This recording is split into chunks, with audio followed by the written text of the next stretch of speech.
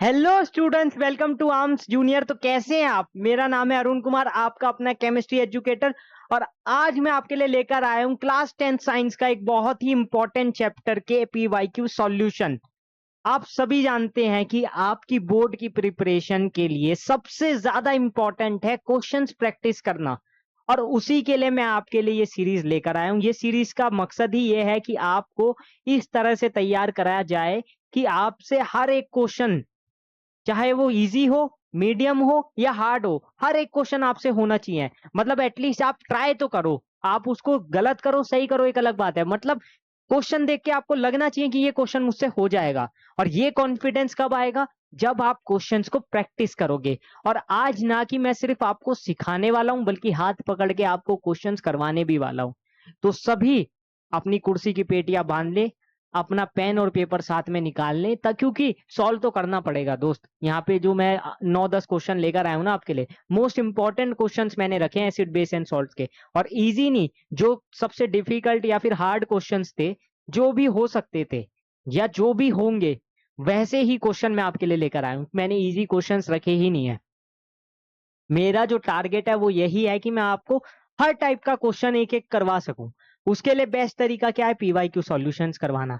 PYQs में मैंने most important questions और जो आपके प्रीवियस ईयर में क्वेश्चंस आए हुए हैं वो सारे क्वेश्चंस मैंने लगभग लगभग लेने की ट्राई की है। अब 90 प्लस लाने के लिए सबसे पहला नियम यही है कि आप अच्छे से रिवीजन करो। तो रिवीजन के लिए वन शॉट लेक्चर्स हमने अपलोड कर दिया है।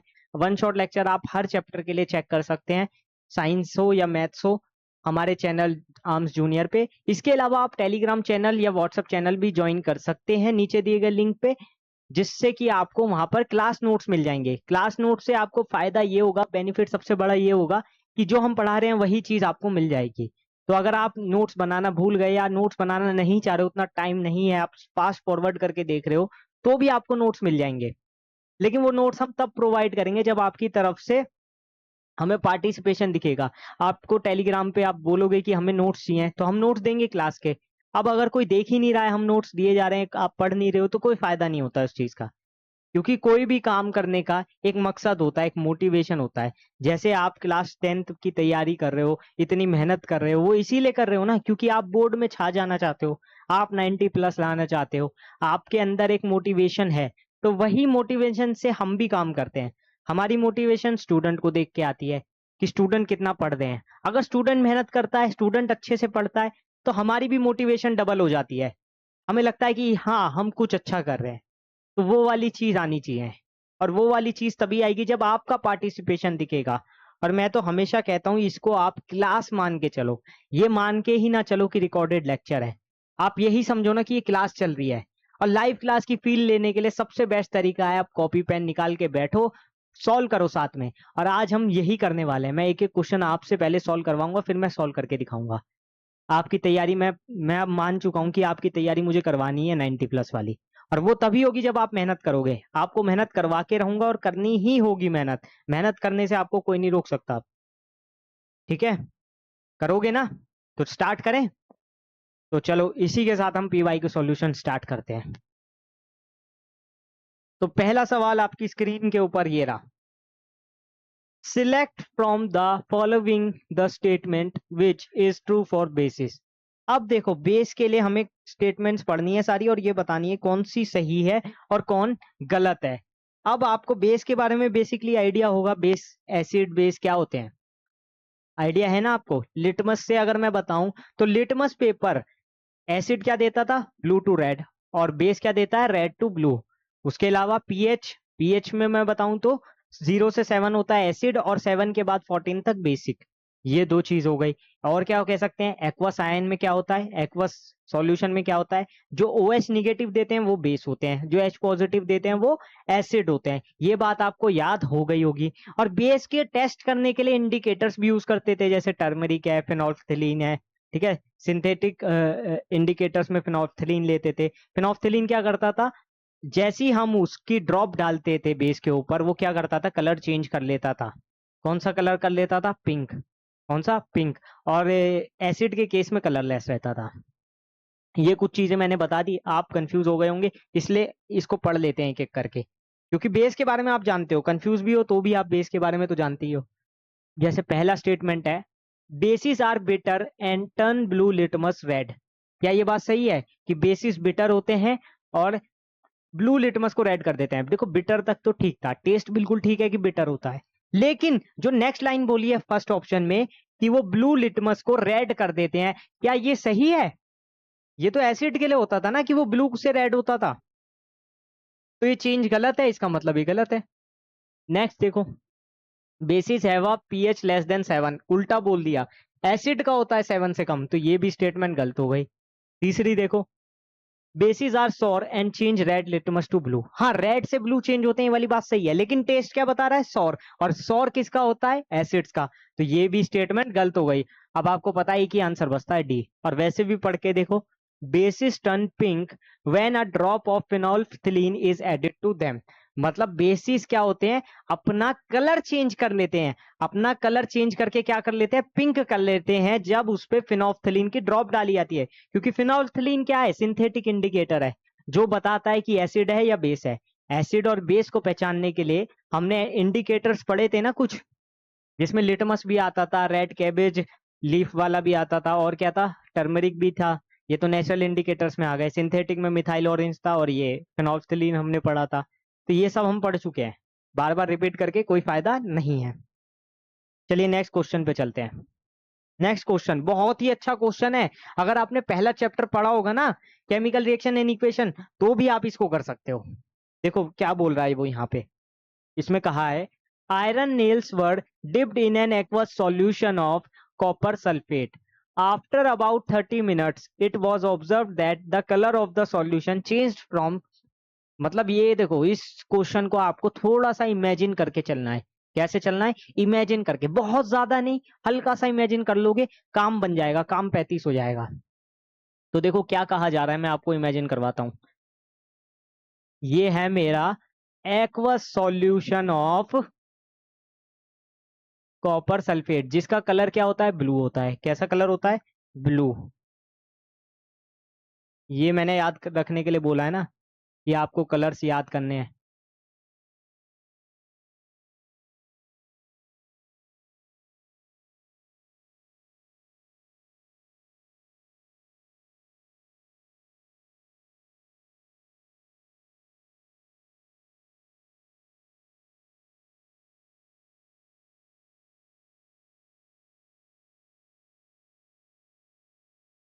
इस टाइप से आप देखो, इसका कलर था ब्लू कॉपर सल्फेट का। ये वैसे ही बना दिया मैंने ड्राइंग, ठीक है? ये तो आपको समझाने के लिए है, जरूरी नहीं आप पेपर में ऐसे करके आओ, ठीक है? आफ्टर अबाउट 30 मिनट्स, जब मैंने इसमें कील डाल दी ऊपर से, इसमें आयरन नील डाल दी, जिसको कील भी बोलते हैं, तो क्या होगा? इसमें कोरोजन आ जाएगा। क्या होगा? कोरोजन आ जाएगा। और कोरोजन आता है तो ये किस कलर में चेंज होता था? हमने पढ़ा था ग्रीन कलर में, ग्रीनिश हो जाता था। तो जब इसका कलर चेंज होगा, तो वो किससे चेंज होगा? ब्लू टू ग्रीन होगा, ऑब्वियसली। इसकी रिएक्शन भी पढ़ी थी हमने, Fe+CuSO4 वाली, क्योंकि आयरन नील है ना। Fe+CuSO4 वाली बनता क्या था? फेरस सल्फेट बन जाता था और कॉपर बाहर हो जाता था, डिस्प्लेसमेंट रिएक्शन होती थी। याद आया? नहीं याद आया तो पहला चैप्टर पढ़ लो अच्छे से, कोरोजन। नहीं तो नेक्स्ट चैप्टर भी पढ़ोगे ना आप, मेटल नॉन मेटल, वहां भी कोरोजन पढ़ोगे, तो ज्यादा टेंशन की बात नहीं है। फिलहाल यहाँ पर तो सिर्फ इतना पूछा था, कलर कहाँ से कहाँ चेंज होता है, तो ब्लू से चेंज किस में हो जाएगा? ग्रीन में चेंज हो जाएगा। ब्लू से ग्रीन में चेंज होगा एकदम, बिल्कुल ऐसे शानदार तरीके से।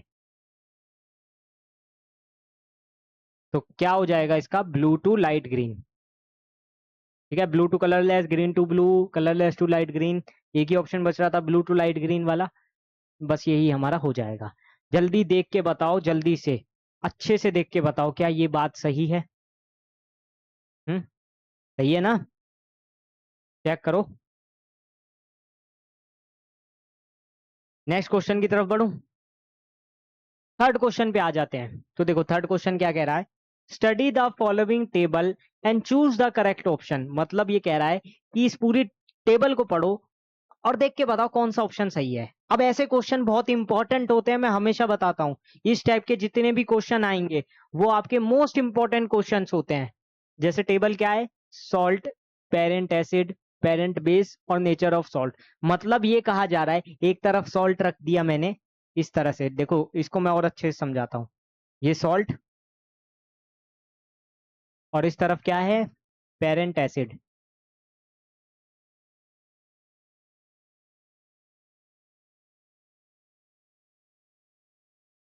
दूसरा क्या है, पेरेंट बेस।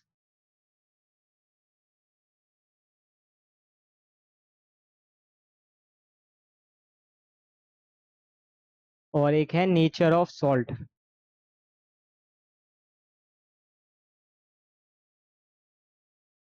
इस टाइप से है।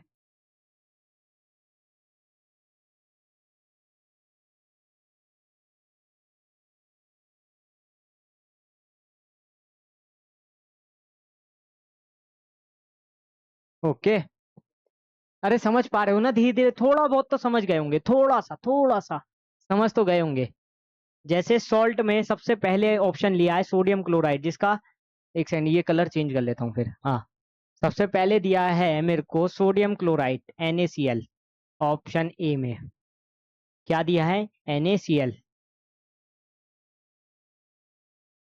ये आपके लिए इतनी मेहनत कर रहा हूँ, नहीं तो डायरेक्ट आंसर बता सकता था, लेकिन नहीं, आपके लिए मेहनत कर रहा हूँ। NaCl, जिसका पेरेंट एसिड दिया है यहाँ पर HCl, जिसका पेरेंट बेस दिया है यहाँ पर NaOH। गिवन है, सही है या नहीं ये हमें नहीं पता। ये देखो, अब मैं इतनी ही चीजें लिखूंगा। अब मुझे एक चीज बताओ, NaCl में पेरेंट एसिड होता है HCl, बिल्कुल सही बात है। पेरेंट बेस होता है NaOH, और जब मैं इसकी रिएक्शन कराता हूँ NaCl प्लस NaOH की, HCl और NaOH की, तो NaCl प्लस H2O बनता है। क्या बनता है, NaCl प्लस H2O बनता था। न्यूट्रलाइजेशन रिएक्शन होती थी, ये आपको पता ही है, NaCl बनता था, वो तो सॉल्ट लिखा ही है। अब इस केस में जिसमें H2O बाहर निकल रहा है, ये न्यूट्रलाइजेशन रिएक्शन भी हो सकती है, लेकिन हमें ये चेक करना है, मेन चीज वो नहीं है कि न्यूट्रलाइजेशन रिएक्शन है, मेन चीज ये है कि ये सॉल्ट कैसा बनेगा, एसिडिक होगा, बेसिक होगा या न्यूट्रल होगा। न्यूट्रल इस केस में होता था अगर स्ट्रॉन्ग एसिड स्ट्रॉन्ग बेस लेते थे या वीक एसिड वीक बेस लेते थे, तो हमें ये देखना है। HCl हमारा क्या होता है, स्ट्रॉन्ग एसिड। क्या होता है, स्ट्रॉन्ग एसिड। NaOH क्या होता है, स्ट्रॉन्ग बेस। और स्ट्रॉन्ग एसिड और स्ट्रॉन्ग बेस मिलके कौन सा सॉल्ट बनाते हैं, न्यूट्रल। क्या बनाते हैं, न्यूट्रल। और ऑप्शन में क्या दिया हुआ है, नेचर ऑफ सॉल्ट में बेसिक, तो ये ऑप्शन तो गलत हो गया, ये ऑप्शन तो गलत हो गया। सेकंड देखो, सोडियम कार्बोनेट H2CO3। मजा आ जाएगा इस क्वेश्चन में, ये बढ़िया क्वेश्चन है। सोडियम कार्बोनेट H2CO3, और एक सेकंड, H2CO3 तो एसिड है, एक सेकंड तो अभी सही करता हूँ। सोडियम कार्बोनेट का फॉर्मूला क्या होता है, Na2CO3। Na2CO3 पेरेंट एसिड है H2CO3, और पेरेंट बेस है NaOH, जो कि हमारा स्ट्रॉन्ग बेस भी है।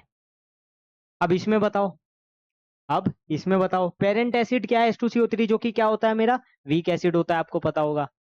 और वीक एसिड और स्ट्रॉन्ग बेस मिलके कौन सा सॉल्ट बनाते हैं, आपको पता है, जो स्ट्रॉन्ग हो वैसा वैसा सॉल्ट बन जाएगा। यहाँ पे स्ट्रॉन्ग क्या है, बेस, तो ये बेसिक सॉल्ट बनेगा। क्या बनेगा, बेसिक सॉल्ट बनेगा।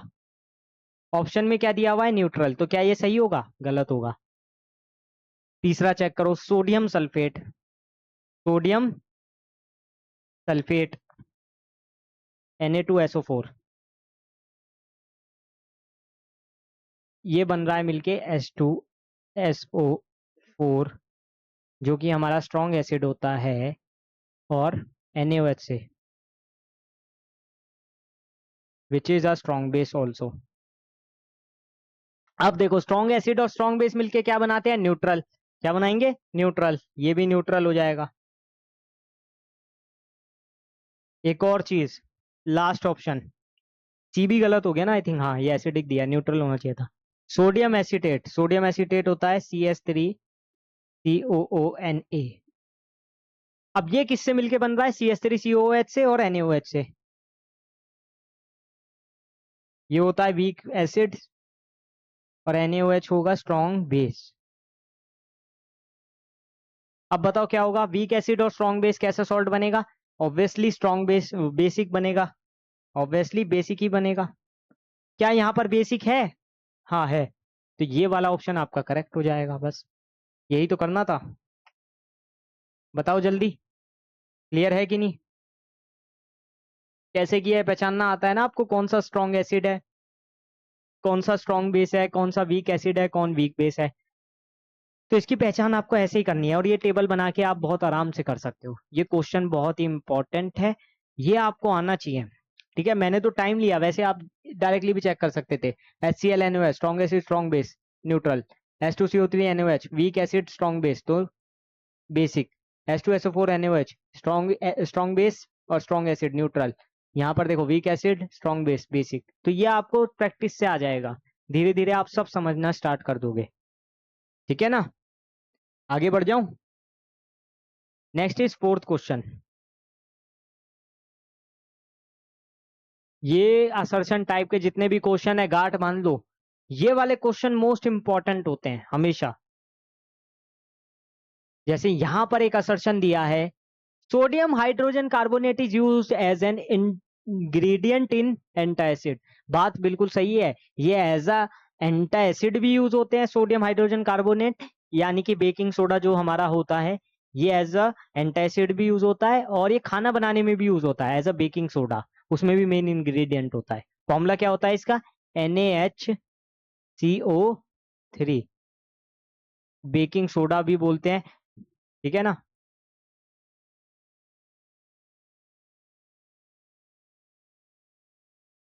और ये क्या होता है, मेरा बेसिक सॉल्ट होता है। क्यों, किससे बनता है ये, किससे बनता है, NaOH प्लस H2CO3 से बनता है। कभी भी ये रिएक्शन करा के देखो क्या बनेगा, Na2,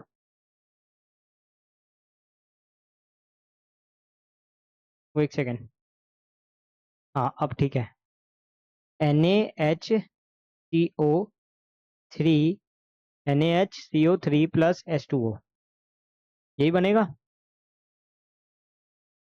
ठीक है ना, तो बन किससे रहा है ये, एक स्ट्रॉन्ग बेस से और एक वीक एसिड से। तो कैसा सॉल्ट है ये, बेसिक सॉल्ट है। कैसा सॉल्ट है, बेसिक सॉल्ट है। तो ये बात सही लिखी है, mild non corrosive basic salt, बिल्कुल सही लिखी है। तो यहाँ पर देखो असर्शन भी ठीक हुआ और रीजन भी ठीक हुआ। तो इसमें ऑप्शन कौन सा आना चाहिए, इसमें मेरे ख्याल ऑप्शन आना चाहिए आपका फर्स्ट ऑप्शन, यानी कि both are correct and R is also the explanation of A. ऐसा क्यों कह रहा हूं मैं, ऐसा क्यों कह रहा हूं, क्योंकि देखो एंटा एसिड मतलब जो एसिड का विरोधी हो, जो एसिड का विरोधी हो, और एसिड का विरोधी या एसिड का ऑपोजिट क्या होता है, बेस। तो अगर ये बेसिक सोल्ट है तभी तो ये एंटा एसिड की तरह यूज हो सकता है। अगर ये बेसिक सॉल्ट ना होता तो क्या ये एंटा एसिड की तरह यूज हो सकता था, आप ये सोच के बताओ जल्दी से, है ना। एक मिनट एसी ऑन कर लेते हैं।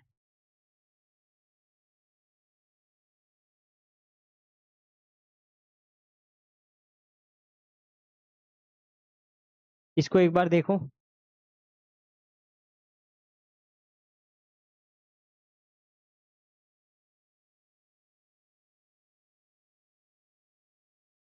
समझ आ रही है, ऑप्शन ए हो जाएगा। क्लियर है कि नहीं, जल्दी बताओ, नेक्स्ट पे चलते हैं। फिफ्थ क्वेश्चन, अब देखो हमारे एमसीक्यूज तो खत्म हो चुके हैं, एमसीक्यूज सारे खत्म हो चुके हैं। अब हम जो देखने वाले हैं ना, वो इस टाइप के क्वेश्चंस देखेंगे ज्यादातर, मतलब जो आपके 2 नंबर या फिर 3 नंबर में आते हैं। जैसे ये वाला क्वेश्चन है, the pH of a salt used to make tasty and crispy pakoras is 14।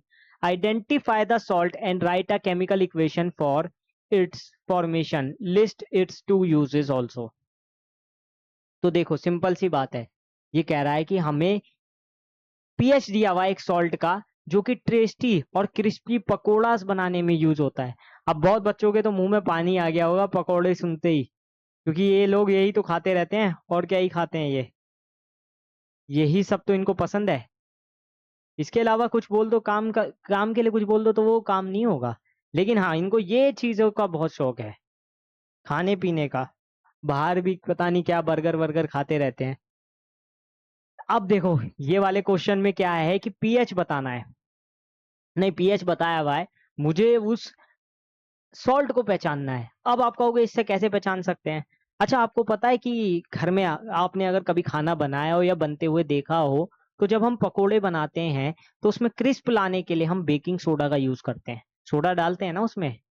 कढ़ी बनाते हैं, कढ़ी के पकौड़े, उसमें भी हम बेकिंग सोडा डालते हैं। अब आपको इतना ज़्यादा नहीं पता होगा, जो खासकर लड़कियां या फीमेल्स हैं उनको शायद इसके बारे में पता होगा। लड़कों को इतना नहीं है, वो घर के कामों में ध्यान देते ही नहीं है। उनको सिर्फ घूमने से मतलब है, थोड़ा बहुत क्रिकेट खेल लेंगे, क्रिकेट की नॉलेज है।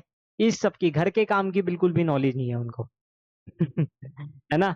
तो उनको तो इसके बारे में कुछ पता ही नहीं है, उनको मतलब भी नहीं है कि ये होता क्या है ना? तो ये वाली चीज भी है। अब देखो, इस क्वेश्चन को करने का जो बेस्ट टेक्निक है ना, जो मुझे लगता है बेस्ट टेक्निक है, इस क्वेश्चन को कैसे किया जाए, तो सबसे बेस्ट तरीका ये है कि हम ये जान लें कि बेकिंग सोडा का फॉर्मूला क्या होता है। बेकिंग सोडा का फॉर्मूला क्या होता है? अभी थोड़ी देर पहले मैंने लिख के बताया है। बेकिंग सोडा क्या होता है? NaHCO3। क्या होता है? NaHCO3। यही होता है ना बेकिंग सोडा अपना? अरे जाहिर सी बात है, यही होता है। अभी तो थोड़ी देर पहले बताया है। अब ये होता है हमारा बेसिक सॉल्ट। क्या होता है? Basic salt. जो बनता किस किस से है, इसकी इक्वेशन भी लिखनी है ना, तो देखो मैं अभी लिख देता हूँ। अभी थोड़ी देर पहले भी लिखी है वैसे, NaOH प्लस H2CO3। क्या बन जाएगा? Na2CO, वो NaOH CO3 प्लस H2O। इसी से मिलता जुलता एक वॉशिंग सोडा भी आता है आपका, Na2CO3.10H2O। उसके बारे में भी पता ही होगा आपको, वैसे थोड़ा सा तो पता ही होगा, है ना? रिएक्शन ठीक है ये? बताओ।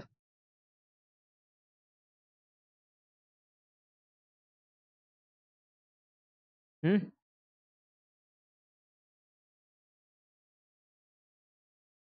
अब कुछ इसके यूजेस भी बताने रह गए हैं, कुछ यूजेस भी बताना है ना, इसमें लिखा है लिस्ट इट्स 2 यूजेस। अब इसके कोई भी 2 यूज बताओ। देखो, सबसे पहला हमारा जो यूज आता है, it is used as antacids. Second use है इसका, it is the main ingredient in baking soda.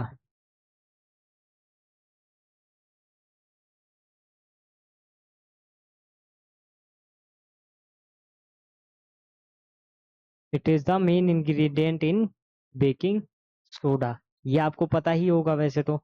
ऐसा तो है नहीं कि किसी को आइडिया नहीं होगा इस चीज का।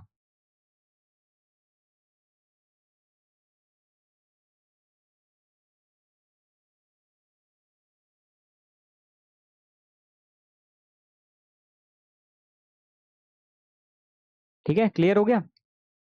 नेक्स्ट पे चले। सिक्स्थ आता है आपका वॉशिंग सोडा।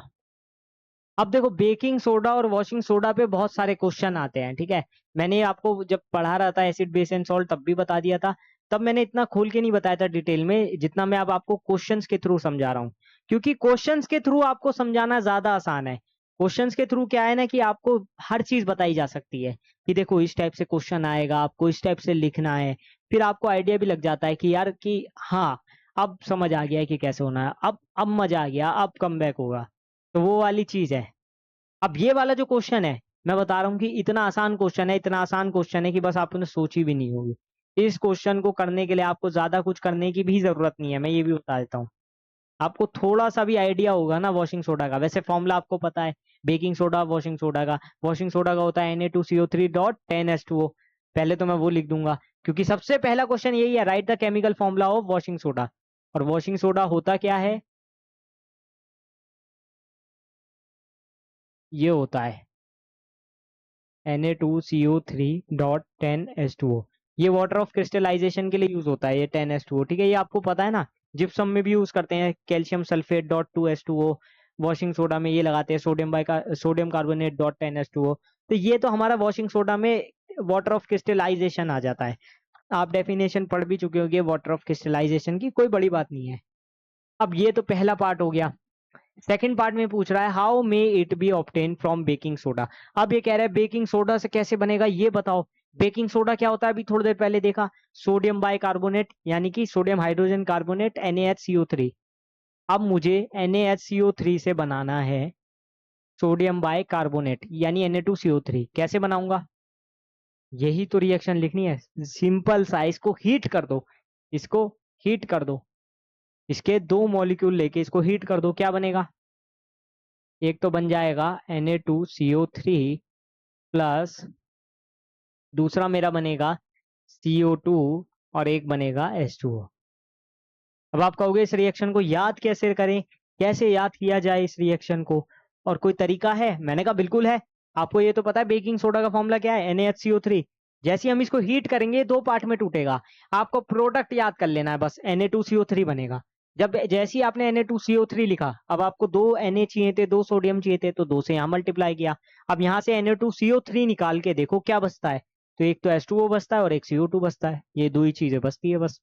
तो इस टाइप से आप इसको याद कर सकते हो, ठीक है। और ये आपको बहुत ज्यादा यूजफुल रहेगा, या बहुत ज्यादा काम आने वाला है आगे तक भी, ठीक है।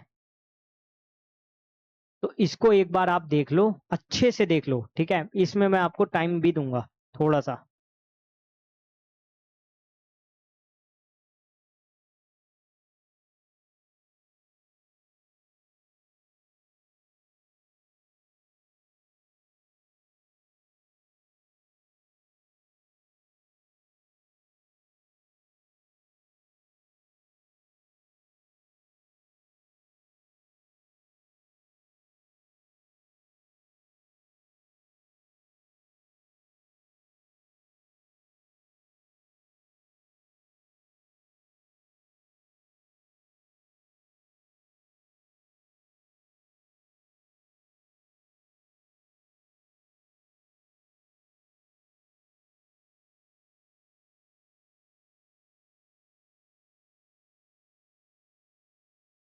तो समझ पा रहे हो ना आप?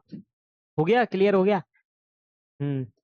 हाँ, यूजेस में आप याद करके चलो ना। देखो, वॉशिंग सोडा के कोई भी दो तीन यूज याद कर लो। वैसे तो ये मैन्युफैक्चरिंग ऑफ ग्लास में भी यूज होता है, ठीक है, बोरेक्स के मैन्युफैक्चरिंग में भी यूज होता है। वो चीज तो रहेगी इसमें, वो चीज तो रहेगी, उसकी आप टेंशन मत लो, ठीक है ना। ये चीज रहने वाली है, ठीक है। और वाटर ऑफ क्रिस्टलाइजेशन में इसमें तो नहीं पूछा, इस क्वेश्चन में तो नहीं पूछा है, लेकिन मैं आपको बताऊं, Na2CO3 को जब हम वाटर से रिएक्ट कराते हैं ना, तो वो क्रिस्टलाइजेशन जो आता है, वो क्रिस्टलाइजेशन जो आता है वही होता है हमारा water of crystallisation of sodium bicarbonate, ये वाला। ये होता है हमारा वॉशिंग सोडा। क्या होता है? Washing soda.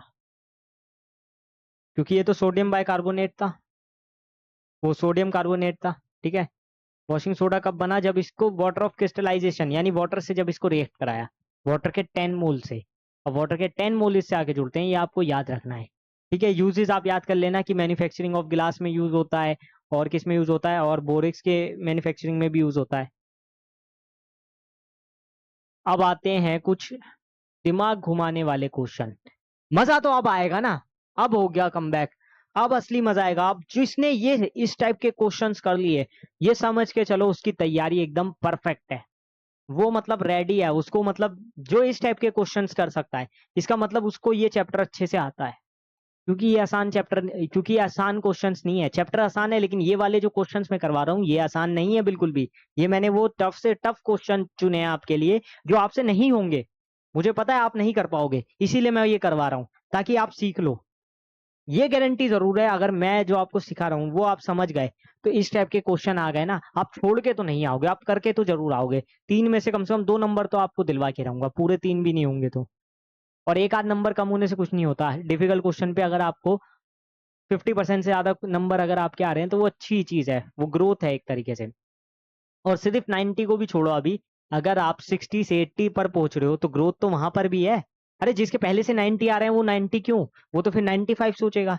और जिसके 60 आ रहे हैं वो 90 का सपना थोड़ी देखेगा, वो 90 तक पहुंचने की कोशिश करने से पहले पहले 75 80 तक पहुंचने की कोशिश करेगा। तो अगर आप 60 से 70 भी आ रहे हो, 75 भी आ रहे हो, तो इसका मतलब आप लाइफ में कुछ तो प्रोग्रेस कर रहे हो, कुछ तो अच्छा करना चाह रहे हो, कुछ तो आप कर रहे हो ना।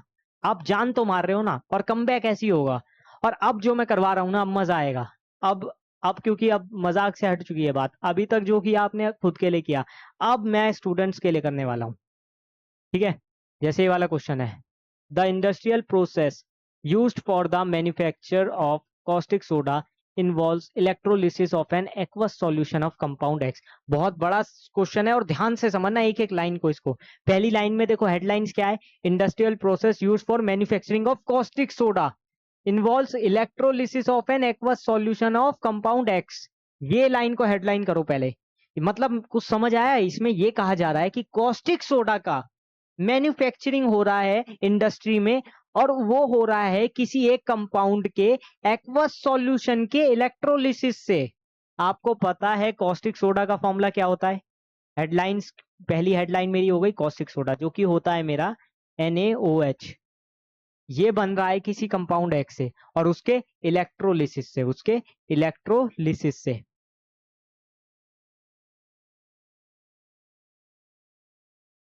समझ आ रही है ना? ध्यान से समझो, एकदम एकदम ध्यान से। नेक्स्ट लाइन में क्या बोला है? In this process two gases Y and Z are liberated. ये बहुत ध्यान से देखो, इस प्रोसेस में दो जो हमारी गैसेस है Y और Z वो लिबरेट हो रही है। अब ये Y Z कौन सी है ये पहचाननी है। और Y लिबरेट हो रही है कैथोड पे, Z लिबरेट हो रही है एनोड पे। On treatment with dry slaked lime, slaked lime का फॉर्मूला क्या होता है? स्लेग लेम का फॉर्मूला होता है कैल्शियम हाइड्रोक्साइड यानी CaOH का होल ट्वाइस, जो कि कंपाउंड बना रहे हैं क्या? B। तो मुझे बताना क्या? X Y Z and B, मतलब जो भी अननोन है वो सारे के सारे वेरिएबल्स मुझे बताने हैं। आप कह रहे हो सर ये क्वेश्चन आ गया तो मैं छोड़ के आऊंगा। मैं कह रहा हूं मैं छोड़ने नहीं दूंगा आपको, मैं छोड़ने दूंगा ही नहीं। कैसे छोड़ के आओगे? मैं करवाता हूँ, रुको अभी। देखो सिंपल, इलेक्ट्रोलिसिस होता है NaCl का एक्वस सॉल्यूशन का यानी ब्राइन सॉल्यूशन का। अब आप कहोगे सर ये ब्राइन सॉल्यूशन क्या भला है? तो मैं आपको इजी लैंग्वेज में बताता हूँ। सॉल्टी वाटर, पानी है, पानी है ना। एक गिलास में पानी लूं, बड़े से गिलास में लो या बीकर ले लो, क्योंकि इलेक्ट्रोलिसिस कराना है, गिलास में कैसे कराओगे? तो एक बीकर लो, बाल्टी टाइप, उसमें पानी डाल दिया, पानी के अंदर नमक मिला दिया। क्या मिला दिया? नमक। तो क्या बन गया? सॉल्टी वाटर बन गया। बन गया। अब आपको पता है सॉल्टी वाटर में क्या होता है? इलेक्ट्रिसिटी आ जाती है। क्या आ जाती है? इलेक्ट्रिसिटी। पानी में भी इलेक्ट्रिसिटी होती है वैसे तो, होती है कि नहीं होती? क्योंकि उसके अंदर मिनरल्स होते हैं, मेटल्स होते हैं। और क्योंकि NaCl जो है मेरा आयनिक कंपाउंड है, वो तो इलेक्ट्रिसिटी पक्का ही करेगा जनरेट, क्योंकि आयनिक कंपाउंड, आपने पढ़ा होगा आयनिक कंपाउंड तो इलेक्ट्रिसिटी दिखाते हैं। तो जैसे ही मैं उसमें इलेक्ट्रोड डालूंगा, इलेक्ट्रोड में देखो दो चीज होती है प्लस माइनस, एक होता है एनोड, एक होता है कैथोड। क्या होता है? एक होता है एनोड और एक होता है कैथोड। ये मैं आपको इजी तरीके से समझा रहा हूँ, ठीक है। एक प्लस वाला होगा इधर की साइड और एक नेगेटिव वाला होगा इस साइड। ये बैटरी होती है वैसे। तो जो प्लस साइड है, जहां पर प्लस चार्ज है, उसको क्या बोलते हैं? उसको बोलते हैं एनोड, उसको बोलते हैं एनोड। और जो नेगेटिव साइड है उसको क्या बोलते हैं? कैथोड। अब देखो यहां पर NaCl है प्लस वाटर, वाटर तो है ही, NaCl प्लस H2O। अब ये टूटेगा, अब ये क्या करेगा? क्योंकि देखो जैसे इलेक्ट्रिसिटी डालते हैं, इलेक्ट्रोलिसिस करने का मतलब ही क्या है कि हम किसी कंपाउंड को तोड़ देते हैं, कंपाउंड को उसके आयनों में तोड़ देते हैं। तो ये टूटेगा Na पॉजिटिव में और Cl निगेटिव में। Na पॉजिटिव और, एक सेकंड इसको मैं अलग पेन से लिखता हूं ताकि अलग दिखे। हाँ पेन चेंज करते हैं, इसको लिखेंगे व्हाइट से। हाँ, तो ये टूटेगा Cl निगेटिव और Na पॉजिटिव। अब कौन कैथोड की तरफ जाएगा और कौन एनोड की तरफ? मैंने एक तरीका बनाया है, C फॉर कैथोड और C फॉर कैटायन। कैटायन क्या होता है? जिसपे पॉजिटिव चार्ज हो। तो जो हमारा कैथोड है वो किसको अट्रैक्ट करेगा? कैटायन को। ये मैंने ट्रिक बता दी। और जो हमारा एनोड है, A फॉर एनोड और A for anion, anode attract करेगा एनायन को, कैथोड अट्रैक्ट करेगा कैटायन को। C for cathode, C for cation, A for anode, A for anion, ऐसे याद करो। तो यहां पर कैटायन कौन सा था? Na पॉजिटिव, ये जाएगा हमारा कैथोड के पास। Cl निगेटिव क्या था? सिंपल सी बात है, एनायन है तो ये एनोड की तरफ जाएगा। या फिर ऑपोजिट अट्रैक्ट, ऐसे याद कर लो, एनोड पे प्लस चार्ज है, निगेटिव वाले को कर लेगा। कैथोड पे निगेटिव चार्ज है, ये पॉजिटिव वाले को अट्रैक्ट करेगा। या कैथोड पे कैटायन, एनोड पे एनायन, कैसी याद कर लो। अब रिएक्शन क्या होगी? रिएक्शन लिख देता हूं। तो देखो रिएक्शन कुछ ऐसे होगी, NaCl प्लस H2O इलेक्ट्रोलिसिस, यहां पर कर दिया इलेक्ट्रोलिसिस, क्या बनेगा? एक बनेगा मेरा कॉस्टिक सोडा यानी NaOH, और दो गैस निकलेगी जो कि होगी H2 प्लस Cl2। क्या होगी, H2 प्लस Cl2। जरा इसको चेक करो अच्छे से, यही होगा ना। दो गैस निकली कौन कौन सी, H2 प्लस Cl2। अब ये हुआ कैसे था, Na पॉजिटिव कैथोड पे गया, ठीक है, और यहाँ पर H2O पहले से है, तो यहाँ से क्या होगा, Na पॉजिटिव, H2O में भी दो पार्ट होते हैं, H पॉजिटिव और OH निगेटिव। तो OH निगेटिव फिर से Na पॉजिटिव के साथ जाके NaOH बना लेगा, और H पॉजिटिव के जितने भी आयन है वो आपस में H2 बना लेंगे, और Cl निगेटिव Cl2 बना लेगा। तो ये रिएक्शन बन जाएगी हमारी। बहुत ज्यादा डीप में नहीं जाना, बस एक रिएक्शन ये वाली याद रख सकते हो। और एक और है स्लेक लाइम वाली। स्लेक लाइम में क्या हो रहा होगा, अच्छा इसमें ये तो पता चल गया ना, जो दो गैस लिबरेट हुई वो Y और Z कौन कौन से हैं, ये Y और ये Z। ये समझ गए ना, क्योंकि एक एनोड पे हो रही थी ना, Cl निगेटिव एनोड पे आया था ना, तो Z वाली हमारी Cl2 होगी। अब एक और चीज वो बोल रहा है कि on treatment with dry slaked lime forms a compound named B. यानी कि जो हमारा Z है यानी Cl2 जो है वो कैल्शियम हाइड्रोक्साइड या स्लेक लाइम के साथ मिलके क्या बना रही है, बी कोई प्रोडक्ट बना रही है, और प्रोडक्ट क्या बनेगा, CaOCl2। इसकी रिएक्शन कराने पे यही बनेगा ना, और क्या बनेगा, H2O। और इसको हम क्या बोलते हैं, इसको हम बोलते हैं ब्लीचिंग पाउडर। क्या बोलते हैं, ब्लीचिंग पाउडर। जल्दी से देखो एक बार। तो ये सारी चीजें मैंने सारी रिएक्शन लिख दिया, अब आप बता सकते हो वाई जेड। और क्या बताना था, ये कंपाउंड एक्स क्या बना, कंपाउंड एक्स हमारा NaCl था। और क्या बताना था मुझे, बी, बी मेरा ये हो गया। बस, तो सब मैंने बता दिया है। एक बार इस बड़े से क्वेश्चन को एक बार अच्छे से देखो, अगर ये समझ में आ गया तो बहुत कुछ चीजें आपकी क्लियर हो जाएगी। मतलब आपकी तैयारी बढ़िया चल रही है, एक तरीके से ये माना जा सकता है। क्लियरली बोल रहा हूँ, ऐसे क्वेश्चन करो, मजा आता है। और ये इस टाइप के क्वेश्चन आपको सिर्फ यहाँ देखने को मिलेंगे PYQ सॉल्यूशन में। इसीलिए मैं इतना ज्यादा इसको रेट करता हूँ, इस सीरीज को, इसीलिए मैं इसमें इतनी ज्यादा मेहनत करता हूँ। ठीक है, आगे बढ़े। नेक्स्ट क्वेश्चन है, a student took a small amount of copper oxide in a conical flask and added dilute hydrochloric acid to it with constant stirring. He observed a change in color of the solution. मतलब एक student ने क्या करा, small amount में copper oxide लिया एक conical flask में, conical मतलब समझ गए ना, इस टाइप से फ्लास्क इस टाइप से होगा, इस टाइप से कोई फ्लास्क था, उसके अंदर उसने क्या ले लिया, उसने लिया कॉपर ऑक्साइड यानी CuO। अब इसके अंदर इसने क्या डाल दिया, थोड़ा सा डाइल्यूट एसिड डाल दिया ऊपर से। क्या डाल दिया, डाइल्यूट एसिड यानी कि HCl। ठीक है, अब वो क्या चेंज महसूस करेगा ये बताना है, क्या चेंज महसूस करेगा ये बताना है। वैसे कॉपर ऑक्साइड का कलर क्या होता है आपको पता होगा, कॉपर ऑक्साइड का कलर तो ब्लैक होता है, तो ब्लैक से किसमें चेंज हो जाएगा ये बताना है, और इसकी इक्वेशन बतानी है। इसमें मैं सबसे पहले इक्वेशन लिखूंगा तभी हमें चेंज का पता चलेगा। वैसे मैं बता सकता हूँ डायरेक्टली, पर स्टिल मैं पहले यही लिखूंगा। रिएक्शन होगी कॉपर ऑक्साइड प्लस HCl। बताओ क्या बनेगा, मेटल ऑक्साइड जब भी, मेटल ऑक्साइड जब भी हमारा किसी एसिड से रिएक्ट करता था तो क्या होता था, एक तो H2O बाहर निकलता था और एक सॉल्ट बनता था। तो क्या बन जाएगा, यहाँ पर भी H2O बाहर कर दो सबसे पहले, और जो बचा वो लिख दो। H2O निकालने के लिए यहाँ पर 2 लेना पड़ेगा, तब जाके यहाँ से H2O निकलेगा। और ये क्या बन गया, CuCl2। याद करने का भी तरीका बता दिया, क्या बन गया, कॉपर क्लोराइड। अब इसका कलर क्या होता है, इसका कलर अगर आपको पता हो तो ये ब्लूइश होता है, क्या होता है, ब्लूइश होता है। तो ये चेंज हुआ किससे, ब्लैक टू ब्लू चेंज हो गया। एक बार ये अच्छे से चेक करो, ब्लैक टू ब्लूइश हो गया, हल्का सा ब्लूइश। ठीक है,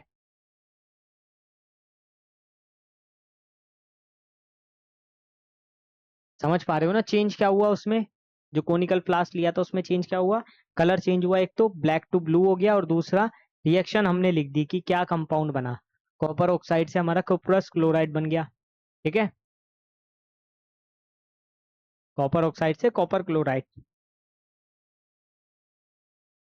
नेक्स्ट है, जल्दी से ये क्वेश्चन भी बताओ, बेहतरीन क्वेश्चन। मतलब इस टाइप के तो जितने भी क्वेश्चन है ये याद करके चलो, वाटर ऑफ क्रिस्टलाइजेशन वाले। वैसे वाटर ऑफ क्रिस्टलाइजेशन क्या होता है, जहां पर हमारे जो नंबर ऑफ वाटर मॉलिक्यूल्स है वो फिक्स्ड होते हैं कंपाउंड के साथ। जैसे मैं लिखता हूं Na2CO3.10H2O which is a washing soda।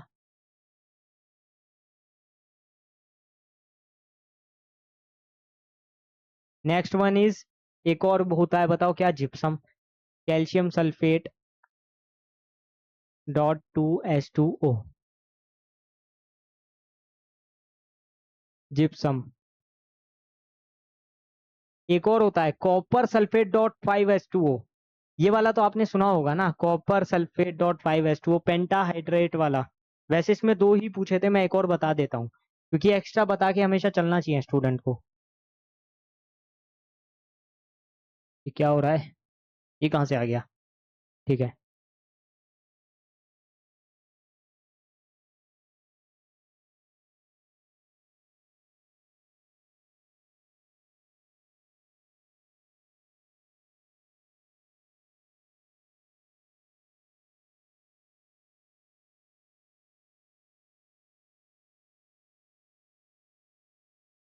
इस चीज को मैं कई बार बता चुका हूँ। वाटर ऑफ क्रिस्टलाइजेशन आप बुक में से भी पढ़ सकते हो, एक लाइन की ही वो डेफिनेशन होती है जिसमें हमारे number of water molecule fix होते हैं कंपाउंड के साथ। ठीक है, आप लिख सकते हो, थ्योरी तो आप लिख सकते हो। मेन था वो जो दो एग्जाम्पल इसमें हो सकते थे, वो दोनों एग्जाम्पल मैंने आपको दे दिए।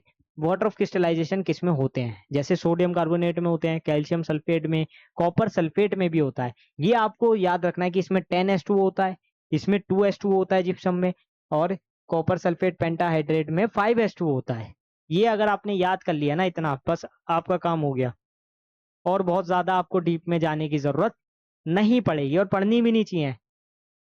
मैं तो क्लियर बोलता हूँ, जितनी जरूरत है उतना करो ना। ज्यादा करोगे, कॉपी भरोगे, उससे आपको कोई फायदा नहीं मिलने वाला, कुछ भी। ठीक है, अब एक क्वेश्चन मैं अपनी तरफ से करवाऊंगा, एक बोनस क्वेश्चन, इंपॉर्टेंट है, बोनस क्वेश्चन।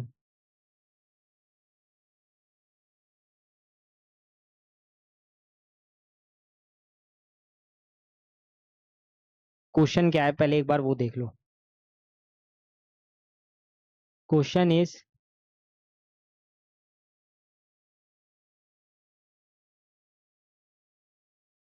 ग्लूकोज का नाम सुना है आपने वैसे? ग्लूकोज का नाम तो सुना होगा ना। Glucose has hydrogen till it does not, it doesn't act as a acid, explain why।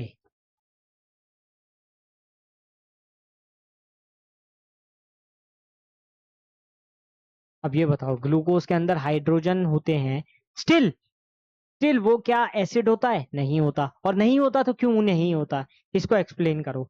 ये क्वेश्चन जबरदस्त है, और इस टाइप का एक क्वेश्चन आया हुआ है, इस टाइप का एक क्वेश्चन आया हुआ है। उसमें ग्लूकोज के साथ एक और चीज भी पूछी थी, एक और कंपाउंड के बारे में पूछा था, मुझे याद नहीं आ रहा है शायद, अभी नेक्स्ट स्लाइड में मैं आपको दिखा दूंगा।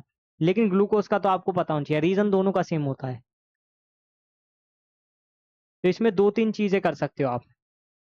एक तो ये है कि आप लिटमस पेपर डाल के देखो कि ग्लूकोज को डालो किसमें, एक्वस सॉल्यूशन में। ठीक है, उसके बाद देखो अगर वो red to green, blue to red change हो रहा है कि नहीं। अगर नहीं हो रहा है तो ऐसा एसिड वर्क नहीं कर रहा है। दूसरा इलेक्ट्रिसिटी वाला देख लो कि HCl डालो वाटर में, और देखो अगर वो इलेक्ट्रिसिटी गेन कर रहा है, इलेक्ट्रिसिटी दिखा रहा है, तो इसका मतलब वो तो एसिड है, क्योंकि ये तो पता ही कंफर्म ही HCl एसिड है। अगर उसकी तरह हमारा ग्लूकोज नहीं कर पा रहा है, तो इसका मतलब वो क्या है, इसका मतलब वो एसिड नहीं है। इस टाइप से आप चीजें देख सकते हो। इसके लिए मैंने प्रॉपर डायग्राम बनाया था, ये रहा। एल्कोहल, हाँ, एल्कोहल एंड ग्लूकोज, ये दोनों के लिए पूछा था, तो यहाँ पर भी आप क्वेश्चन में ऐड कर सकते हो, ग्लूकोज एंड एल्कोहल।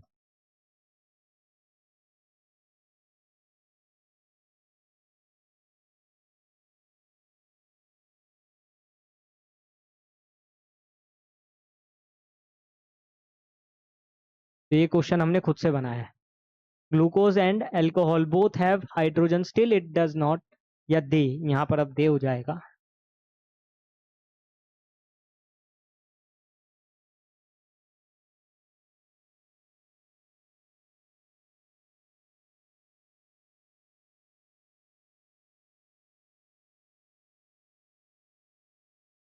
तो अब इसको हम एक्सप्लेन करेंगे, ठीक है।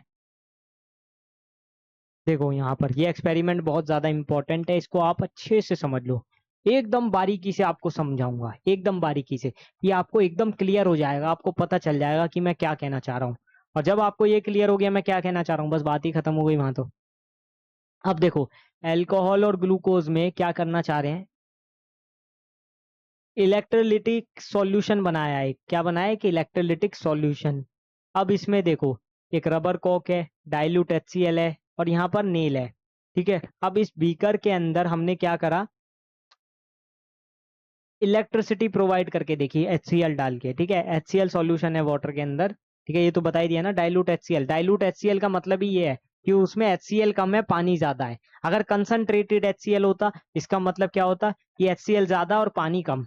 डाइल्यूट HCl, आपको पता है HCl बहुत स्ट्रॉन्ग एसिड है, तो इसको हमेशा ज्यादातर डाइल्यूट ही लेते हैं, ताकि बहुत सारे पानी में थोड़ा सा एसिड लेते हैं HCl, ताकि ये ज्यादा, क्योंकि बहुत कोरोसिव एसिड है, आपको पता है कि नुकसान कर सकता है ना, ये चीज आपको पता है। और प्रिवेंशन ऑफ एसिड्स में यही बताते हैं कि आपको क्या करना है, डाइल्यूट बनाना है। जो भी हाई कोरोसिव एसिड्स होते हैं उसको पानी के साथ मिक्स किया जाता है, ताकि उसके कोरोजन थोड़ा सा कम लगे, थोड़ा कम कोरोसिव हो। अब इस केस में देखो, बल्ब डाल दिया, इसमें इलेक्ट्रिसिटी प्रोवाइड की, तो इलेक्ट्रिसिटी इसने दिखा दी, और हमें पता है ये दिखा देता है, HCl दिखा देता है, ये तो हमें मालूम ही है। लेकिन लेकिन रुको जरा, सब्र करो। जब हमने सेम एक्सपेरिमेंट, सेम तरीके से, बट डाइल्यूट HCl की जगह हमने ग्लूकोज सॉल्यूशन डाला। ग्लूकोज सॉल्यूशन मतलब glucose plus water, glucose plus water. आप पीते हो ना ग्लूकोज घरों में, ग्लूकोज तो गर्मियों में बहुत पिया जाता है, पानी में डाल के पीते हैं, जिससे हमें इलेक्ट्रोलाइट मिलता है, जिससे हमें डिहाइड्रेशन नहीं होता है। ग्लूकोज सॉल्यूशन तो आप सबने देख ही रखा होगा, तो हमने गर्मियों में बहुत पिया है। ग्लूकॉन डी हमारे यहाँ बिकता भी बहुत है मार्केट में। और ग्लूकोज चढ़ाया भी जाता है हॉस्पिटलों में, जब डिहाइड्रेशन हो जाता है, सब लेट जाते हैं जाके अस्पताल में, चढ़ाया जाता है ना ग्लूकोज, उसी की बात कर रहा हूँ। तो उसमें जब इलेक्ट्रिसिटी प्रोवाइड करके देखी गई, उसमें जब इलेक्ट्रिसिटी प्रोवाइड करके देखी गई, तो यहाँ पर बल्ब नहीं जला, या यहाँ पर इलेक्ट्रिसिटी कंडक्ट नहीं हुई, यहाँ पर इलेक्ट्रिसिटी कंडक्ट नहीं हुई, ठीक है। तो इस केस में हमने क्या पता चला कि HCl क्योंकि एसिड है, HCl क्योंकि एसिड है, और वो कंडक्टिविटी दिखा रहा है, लेकिन ये कंडक्टिविटी शो नहीं कर रहा है, दैट मीन्स ये एसिड नहीं है। और एक मैंने लिटमस पेपर वाला भी बताया कि आप एक सॉल्यूशन लो, ठीक है। एक सॉल्यूशन लो और उसमें देखो कि ये red to blue to red हो रहा है कि नहीं। एक ब्लू सॉल्यूशन में से डाल दो ग्लूकोज को, और फिर देखो, और HCl को डाल के देखो, वो चेंज कर जाएगा। क्यों? क्योंकि वो एसिड है, वो एसिड की प्रॉपर्टी दिखाएगा। लेकिन ये क्योंकि नहीं दिखाता है, तो हम इसको ऐसे आइडेंटिफाई करते हैं। तो अगर आपके पेपर में क्वेश्चन आ जाए कि why alcohol and glucose do not show the behaviour of acid, या फिर after having hydrogen also they still they don't have the behaviour of acid, या फिर ये नहीं दिखा रहे हैं, इस टाइप का क्वेश्चन कुछ भी आए, या they don't act as a acid, तो आप अब लिख सकते हो, अब आपको दिक्कत नहीं होगी। तो क्लियर हो गया आपको? नेक्स्ट बढ़ते हैं। अच्छा, खत्म हो गए, तो बस यहीं तक था, ठीक है। चलो, काफी मजा आया आज की क्लास करके। बहुत ही इजी इजी से सवाल हमने किए, बिल्कुल सिंपल सिंपल वाले, ज्यादा कुछ इसमें था नहीं करने के लिए, तो वो चीज मैंने देखा दी आपको, जो जो करने के लिए इम्पोर्टेंट था। अब आपको क्या करना है, आपका एक होमवर्क है, आज जितने भी मैंने क्वेश्चन कराए हैं, ये सारे क्वेश्चन आपको कॉपी में नोट करने हैं, 1 बाय 1, और प्रैक्टिस करने हैं दोबारा से, वीडियो देख के नहीं। अब आपने क्वेश्चन तो नोट कर ही लिए हैं, अब आप खुद से करो। और जितने भी आपके PYQs हैं वो आपको अपनी बुक में से करने हैं। अगर आप कोई क्वेश्चन पूछना चाहते हो, आप पूछ सकते हो। हमारा टेलीग्राम चैनल आप ज्वाइन कर सकते हो, व्हाट्सएप चैनल आप ज्वाइन कर सकते हो, जिस पे आप अपने डाउट्स पूछो, और आपको लगातार वो भी मिलता रहेगा, क्या कहते हैं, शॉर्ट नोट्स वगैरह, या फिर जो भी क्लास नोट्स रहेंगे वो आपको मिल जाया करेंगे, उसकी आप टेंशन छोड़ दो। लेकिन वही चीज है, आपको पढ़ाई के लिए थोड़ी सी सीरियसनेस दिखानी होगी, क्योंकि इतना आसान नहीं है क्लास 10 में। मैं तो बोल रहा हूँ 90+ का गेम स्टार्ट है अभी भी, लेकिन वो उसके लिए स्टार्ट है जो सीरियस है पढ़ाई को लेके, जो पढ़ाई को लेकर के सीरियस नहीं है, जिसको बकवास करनी है, जिसको सिर्फ बस मोटिवेशनल वीडियोस ही देखनी है कि 90 प्लस आ जाएंगे, ये हो जाएगा 10th, एक महीने में 10th क्लास में 90 प्लस, तो वो तब पॉसिबल है जब आप मेहनत भी वो 1-1.5 महीना वैसी करो। आपको 10-10 12-12 घंटे भी पढ़ना पड़ सकता है एक दिन में, कोई छोटी बात नहीं है, बहुत बच्चे करते भी हैं। ऐसा थोड़ी आप पहले वो जो करोगे, आप मेहनत किसके लिए कर रहे हो, खुद के लिए ही कर रहे हो ना। तो वो चीज आपको ध्यान रखनी है, ठीक है। इसी के साथ मैं निकलता हूँ यहाँ से और अपनी वाणी को विराम देता हूँ। मिलते हैं नेक्स्ट क्लास में। Thank you to watching and stay tuned with us.